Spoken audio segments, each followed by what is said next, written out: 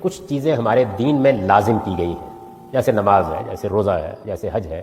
اس کے بعد کچھ چیزیں وہ ہوتی ہیں جو انسان محبت کے جذبے سے کرتا ہے۔ اظہار محبت کے کوئی قوانین نہیں ہوتے، یعنی آپ فیصلہ کرتے ہیں۔ امام مالک کے بارے میں یہ کہا جاتا ہے کہ وہ جتنی دیر تک مدینہ میں رہے انہوں نے کبھی جوتا نہیں پہنا، یعنی ان کا احساس یہ تھا کہ معلوم نہیں رسالت میں آپ صلی اللہ علیہ وسلم کے قدم کہاں آئے ہوں گے۔ یہ اظہار محبت ہے، اس کو قانون نہ بنائیے۔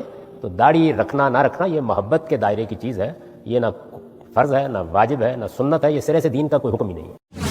قادیانیوں کے ایجنٹ جاوید صاحب کی آپ نے بات سنی، انہوں نے کہا دین کے اندر کچھ چیزیں حکم کے طور پہ ہوتی ہیں جن کو کرنا ضروری ہے، اور بعض چیزیں صرف محبت ہوتی ہیں۔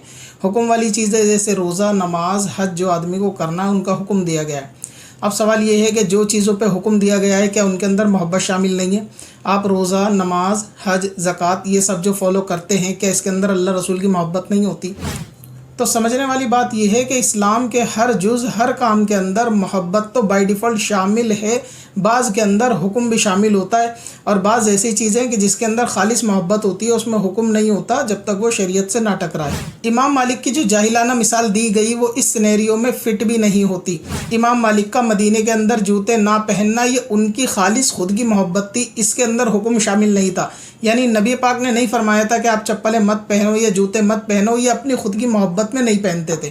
لیکن داڑھی کے مسئلے میں نبی پاک کا حکم بھی شامل ہے، لہٰذا وہ محبت کے ساتھ حکم والے احکام ہیں کہ جس کے اندر محبت بھی ہے، ساتھ میں نبی پاک کا حکم بھی ہے۔ اور داڑھی کا رکھنا سنت ہے، اس کا کٹوانا حرام ہے، عورتوں سے، یہودیوں سے مشابہت ہے، بلکہ حدیث پاک کے اندر مجوسیوں سے مشابہت کرنے کی بھی ممانعت ہے کہ وہ مونچھوں کو بڑا، داڑھی کو چھوٹا رکھتے تھے۔ حضور نے فرمایا کہ آپ داڑھی کو بڑھاؤ تاکہ ان سے مخالفت اختیار کی جا سکے۔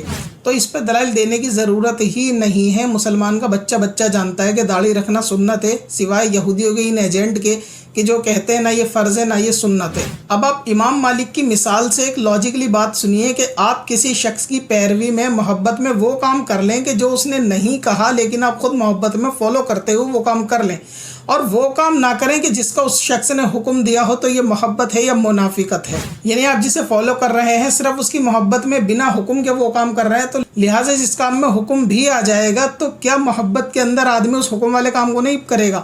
نبی پاک صلی اللہ علیہ وسلم نے صراحت اور وضاحت کے ساتھ داڑھی رکھنے کا حکم دیا ہے اور کٹوانے کی ممانعت حدیث پاک کے اندر فرمائی ہے۔ اب ان کے فالوور سے میرا بس ایک ہی سوال ہے کہ اگر داڑھی رکھنا مان لیا جائے حکم نہیں ہے، صرف محبت کی نشانی ہے، تو غامدی کو کیا نبی پاک سے محبت نہیں ہے؟ تو انہوں نے داڑھی کیوں نہیں رکھی؟